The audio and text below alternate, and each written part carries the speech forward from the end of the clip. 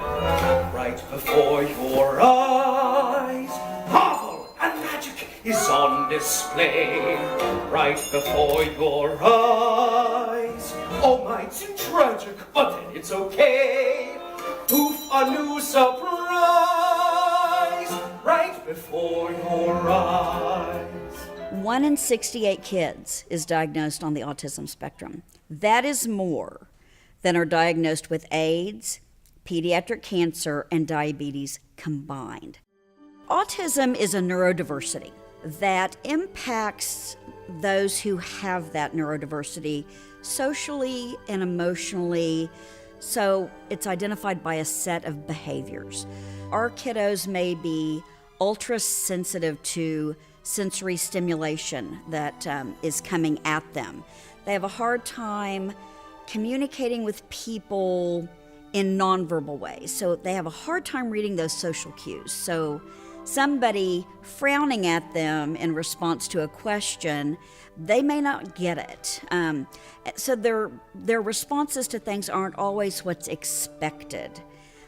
These kids are brilliant, creative, funny, engaging kids, but they have sometimes a difficult time interacting with others and letting that brilliance come across just because of how they're hindered by that neurodiversity.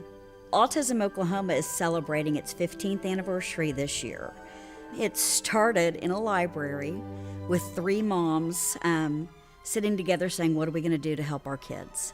And from there, we have blossomed into an organization that in 2016 offered over 80 programs to 11,000 children, adults, and families. So our mission is to bring hope and empowerment to those impacted by autism in the state of Oklahoma. We are a local organization, locally funded. We're not affiliated with any national organization.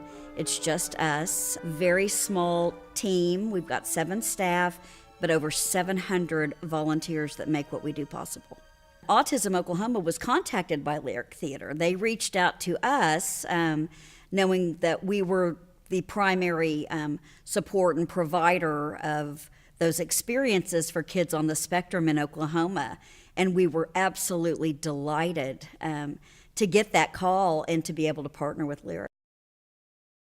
In the show, there are only 9 actors, but there are almost 50 costumes and wig changes in the show. So we built all the costumes from scratch right here in Oklahoma City in our costume shop. All the wigs were built here. And so there's a lot of quick changes, a lot of changing of characters, and a lot of chaos backstage that bring the life of James on stage.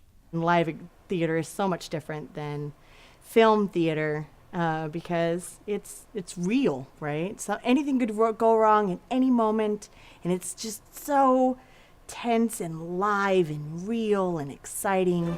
Buckle up, we're off on a bumpy ride. La la la la la la la la la, where a magic spell and a boy collide. La la la la la la la la la. Plus my story features tons of crazy creatures and too much precious songs every child will feel. Oh dear. Who knows what might appear? I think for the sensory-friendly performances, the actors, when I talk with them, we're going to tell them to talk softer and not be so loud. They are all microphoned anyway, but there's a certain intense energy that comes from doing theater for young audiences where you have to do many scenes, many songs within an hour and 10-minute period.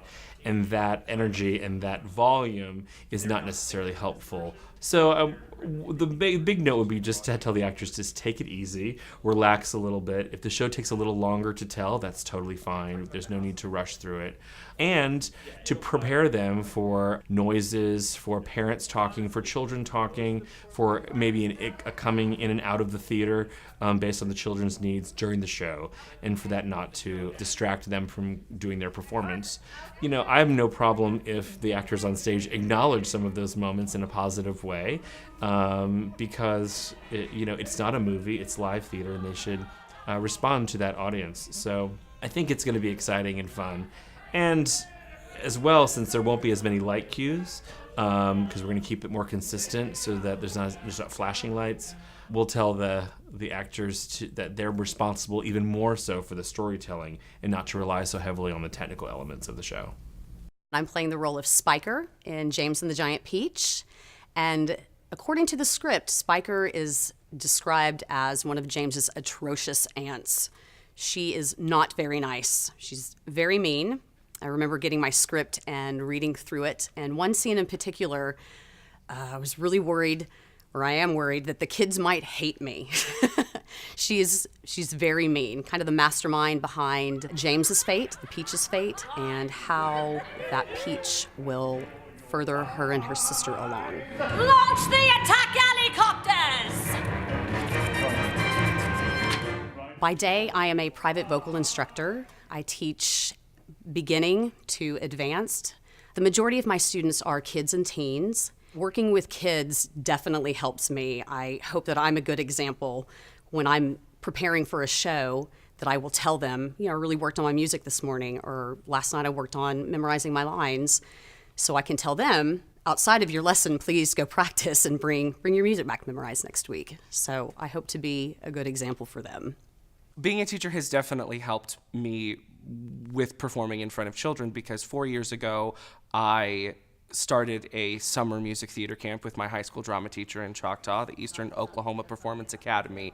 And working with kids is also something at Choctaw that we tend to do. Our musicals are district-wide, and so we can have anywhere from a second grader all the way to an adult in our shows. I am playing the Earthworm in James and the Giant Peach here at Lyric Theater, and Earthworm is the scaredy cat of the group. He's a little neurotic, and he worries about every single thing, kind of a lot like me sometimes, just a little bit. I hate to admit it, but throughout the show, when he's asked to be called upon as brave, he steps up to the plate and helps his family.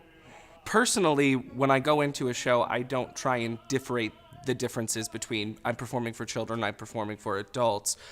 I think with children, their attention spans are a little shorter, so we have to be a little bit more animated with the character, and I can be a little bit more over the top with Earthworm and have a little bit more fun. But I have also directed Annie, and I've directed Beauty and the Beast, and so working for kids is something that I enjoy a lot, and I'm very excited to do the show.